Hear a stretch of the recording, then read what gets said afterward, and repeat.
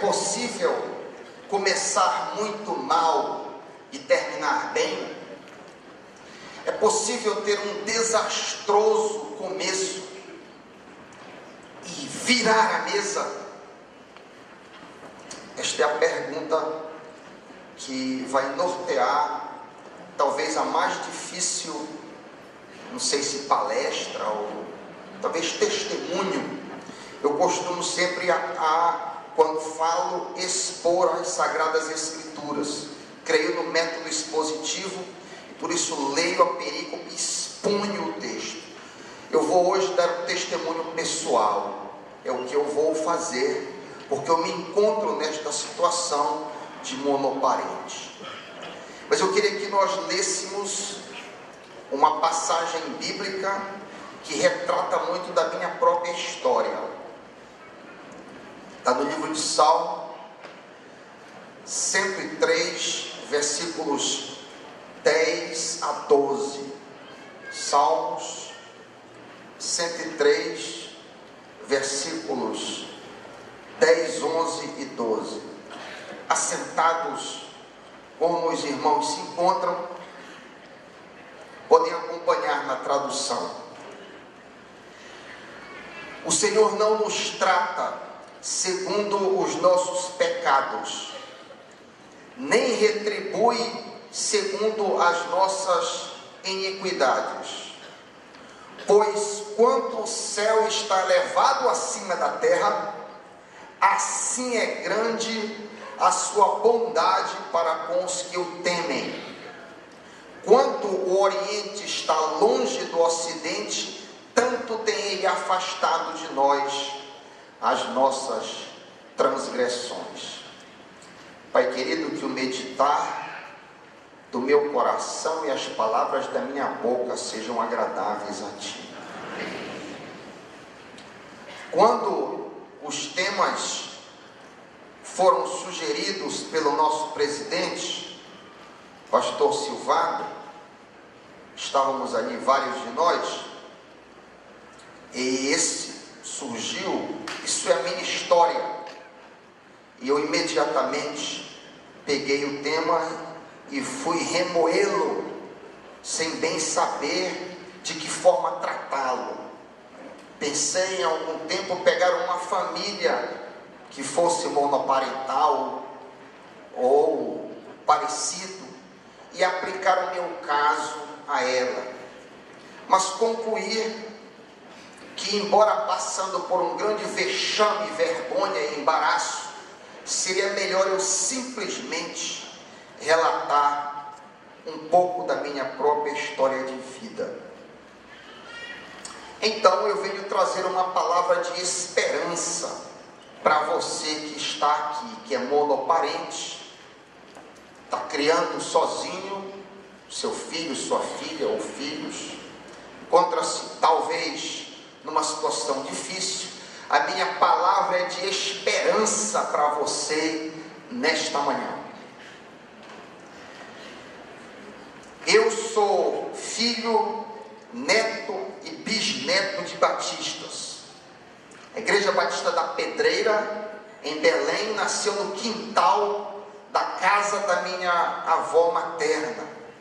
Embora eu tenha tido um excelente berço, acabei no curso dos anos, no começo da adolescência, ali 15, 16, já no meio, digamos, eu comecei a me desviar do Evangelho. E um pecado chama o outro, uma onda chama a outra, e ao fragor das tuas vagas eu fui capultado, diz o salmista. Me envolvi com amizades perniciosas, vivia uma existência dupla, porque nunca deixei de ir à igreja, sempre estava de alguma maneira envolvido com união de jovens, sempre metido na igreja, sempre frequentando a igreja, até porque eu não queria desgostar os meus pais, mas eu era um fariseu hipócrita, com vida dupla profunda dentro da igreja, para minha vergonha e embaraço. Corri atrás de aventuras noturnas e experiências que gerassem adrenalina. Eu não sabia, e refletindo anos depois, que a adrenalina vicia. Eu entendi, por sinal, muito tempo depois, que eu era um viciado na sensação que ela me trazia. Adorava a velocidade e, enfim, vida noturna, baladas, festas, etc. E esse meio traz pecados variados. Pela graça e infinita misericórdia do Senhor, eu não me envolvi com drogas, embora tivesse colegas que andavam comigo que tomassem-as. Mas havia também um temor sempre no meu coração de não cruzar algumas linhas. Mesmo assim, me atolei no pecado. Inclusive, induzi duas moças diferentes a que abortassem filhos meus. Tinha uma gangue que saía para roubar gasolina pelo simples prazer de estar envolvido com o perigo e com a tensão que o perigo e a adrenalina nos trazia. Em 1990, eu tive um momento de reconciliação depois de vários fracassos na vida. Tive uma empresa de coleta de látex que não deu em nada. Depois, com um colega, compramos uma carreta que não deu em nada. A minha vida realmente nunca decolava. Eu sabia a razão. A razão era que eu não queria me submeter ao Senhor. Descobri depois, isso já muitos anos depois, que eu era um idólatra. Eu era um idólatra no sentido de que eu adorava o meu próprio eu. Eu sou o Senhor da minha vida. Eu dirijo o carro. O Senhor senta no banco de passageiros, por assim dizer.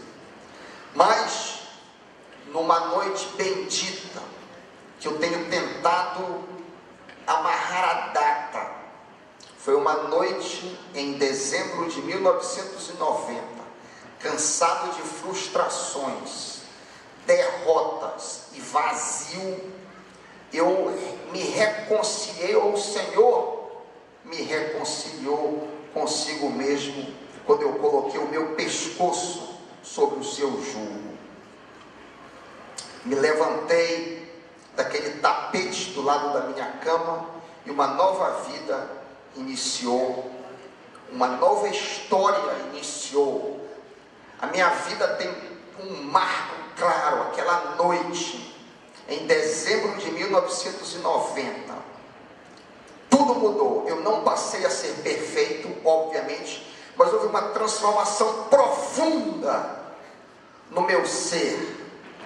Eu me levantei, ali um fardo de pecado foi deixado de lado, e eu paulatinamente comecei a me envolver com as coisas do Senhor, como nunca. Me lembro que começamos a fazer vigílias de orações na primeira igreja batista, todas as sextas-feiras.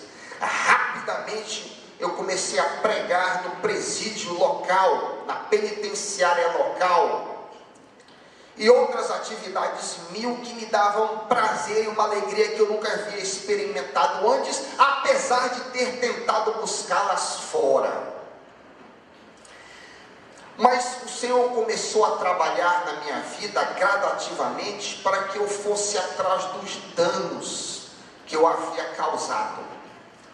Então eu comecei a procurar determinadas pessoas que havia lesado ou havia feito alguma coisa errada e me desculpar e pedir perdão.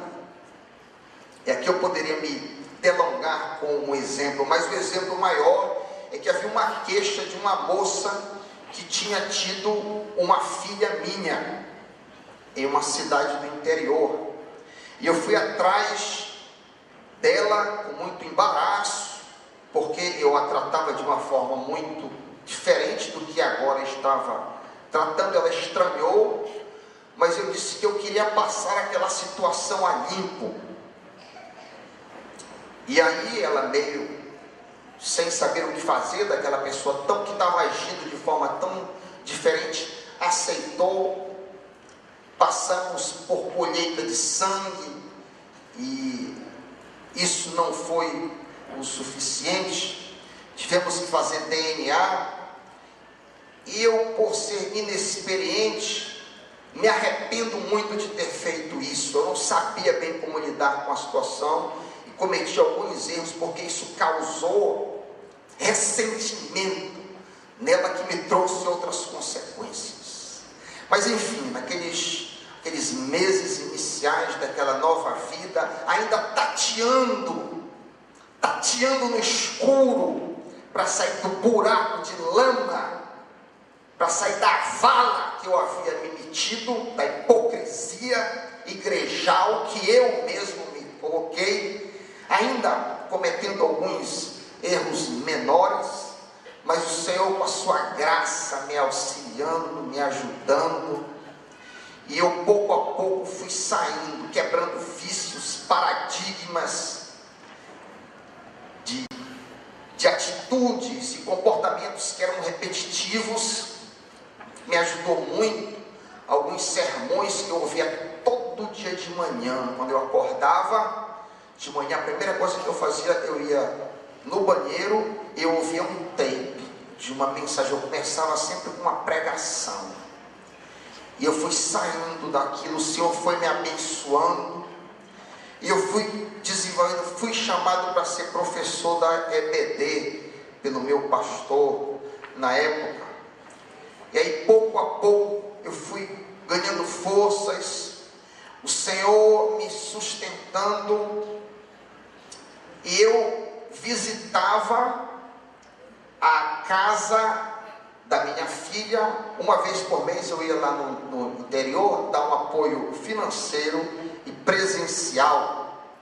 Sugeri à mãe dela que ela passasse a morar comigo. Quando notei resistência, então disse que nada seria feito sem o pleno consentimento dela. Viraram aí mais ou menos 2 anos, e eu comecei a sentir da parte do Senhor um chamado. Eu achei, por sinal, muito estranho, porque eu pensava e eu sabia que havia jovens muito melhores do que eu na igreja, que não tinham tido uma vida errada. Então eles que tinham que ser chamados para o ministério e não eu. Mas parece que o sentimento de chamado aumentava cada vez mais. E o meu trabalho, na época eu era gerente em uma concessão Mercedes, tinha menos e menos sentido. Eu não tinha alegria, e acabou se tornando um fardo ir trabalhar. E a minha alegria era pregar o Evangelho. Eu tinha grande alegria em anunciar Cristo Jesus. Comecei então a fazer algumas matérias no seminário equatorial à noite, e um senso de chamado ainda mais forte se aguçou em mim, e eu acabei indo para os Estados Unidos para fazer um mestrado e me preparar para alguma coisa que achava que o Senhor tinha em mente, sem bem saber o que. Eu me lembro que as pessoas perguntavam: mas Raik, tu vai ser pastor? Eu não sei, se o Senhor assim achar, eu estou aberto para fazer aquilo que o Senhor quiser. E fui para ali, passei 4 anos, depois uma série de coisas aconteceram, eu acabei indo para Londres para fazer um outro mestrado. Nesse ínterim, em uma das visitas que a minha mãe ia ver a minha filha, de novo trouxe o assunto com a mãe dela sobre a possibilidade de ela vir ser educada na capital. Passados alguns dias, a mãe dela trouxe a minha filha, então com 9 anos, para morar com os meus pais em Belém. Eu estava no meio, já iniciando o meu programa de doutorado na Escócia. Vinha todos os anos para passar Natal e o aniversário dela, dia 28. Mas como relacionamentos desse tipo tem sempre um caráter de artificialidade e lua de mel, porque você nunca cai numa normalidade, você está sempre diante do novo. Mas nos últimos anos, 2001, 2002, a situação estava ficando insustentável, porque era óbvio que a minha filha necessitava desesperadamente da minha presença. Estava escrito. Eu me lembro de uma saída minha que eu estava arrumando as malas, a gente começou a conversar mais, ela começou a ganhar entendimento, e eu estava arrumando as malas, isso foi icônico. Ela estava sentada do lado e ela disse para mim: papai, eu não queria que o senhor fosse embora.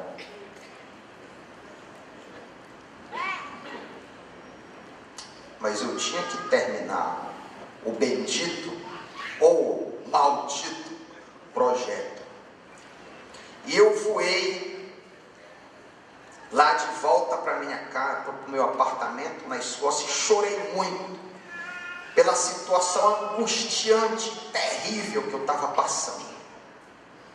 Já no próximo ano da vida estava escrito, por assim dizer, no seu rosto: eu não gosto de você. E aí a situação ficou insustentável, e eu acabei me mudando para Belém sem terminar o projeto, por causa disso, e porque o meu pai tinha sido diagnosticado com Parkinson, e a situação em casa era caótica.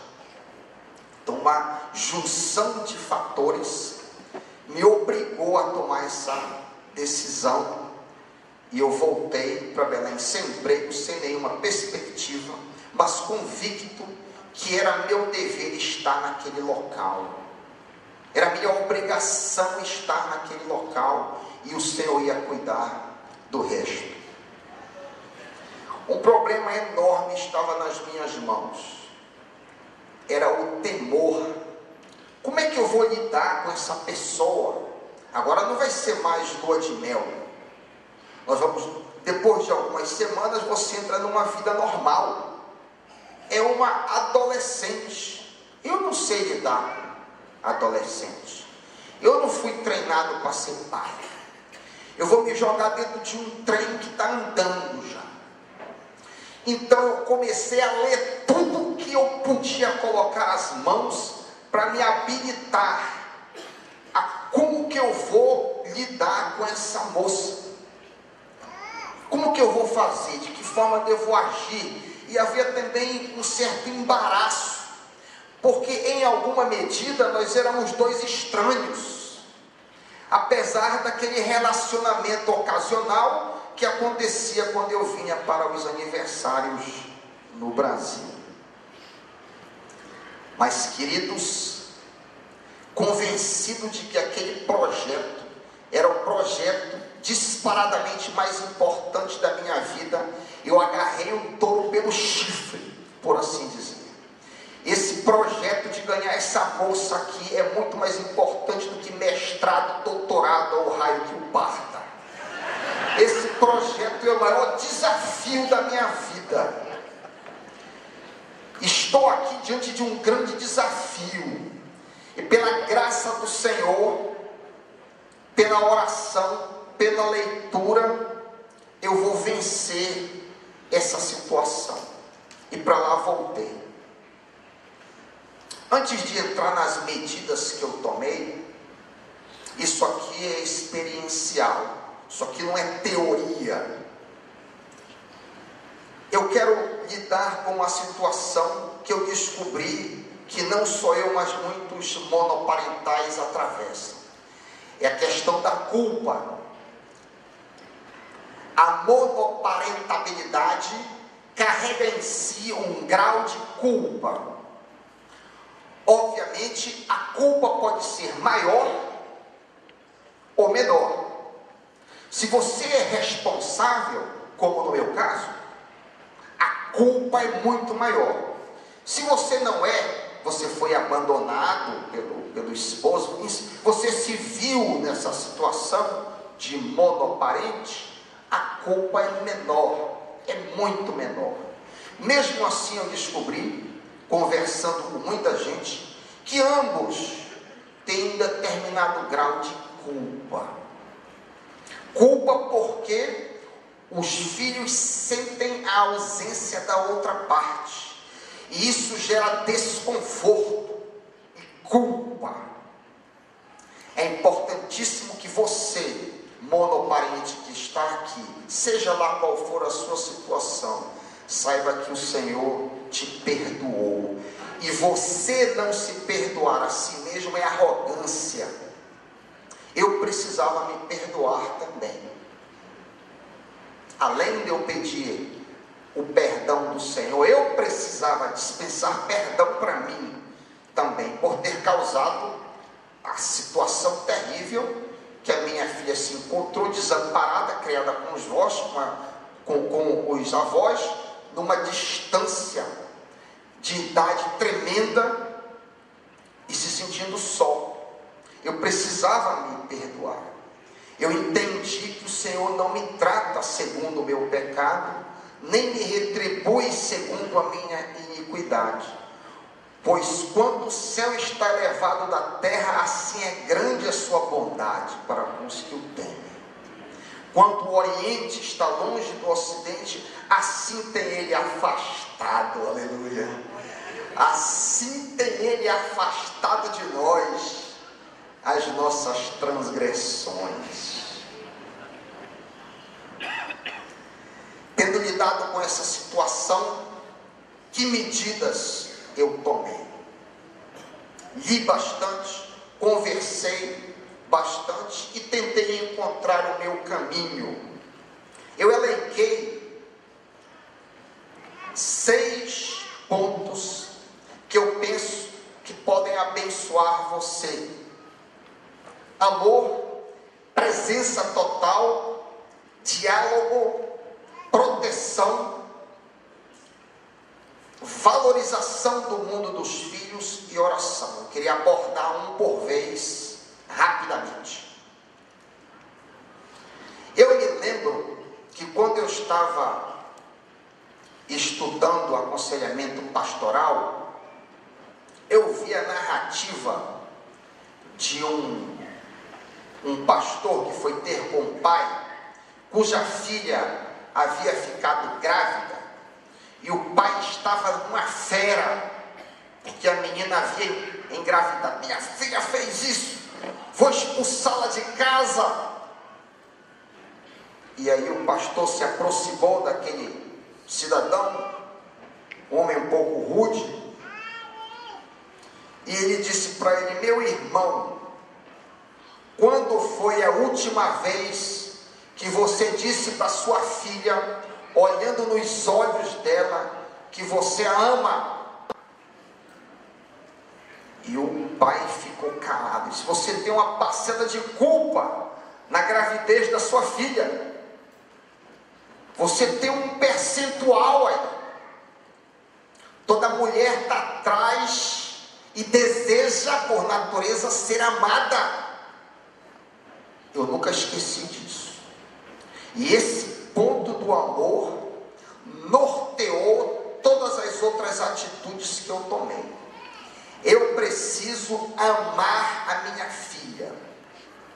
Eu preciso dizer isso para ela, olhando nos olhos dela. E 2, eu preciso dar evidências concretas. Eu preciso provar isso para ela. Uma das medidas que eu tomei, além de eu dizer: minha filha, eu te amo, eu te amo, eu te amo mais que a vida, foi passar tempo. Tomei a decisão de levá-la e buscá-la no colégio todos os dias, estar junto, ouvir.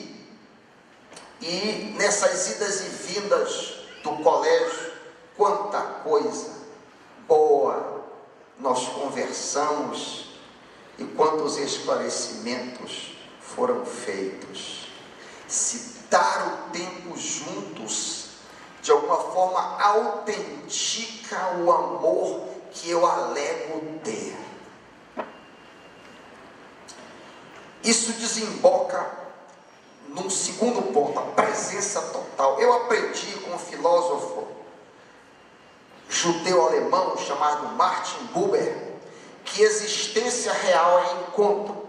Ele diz, Martin Buber escreveu um clássico chamado Ich und Du, eu e você.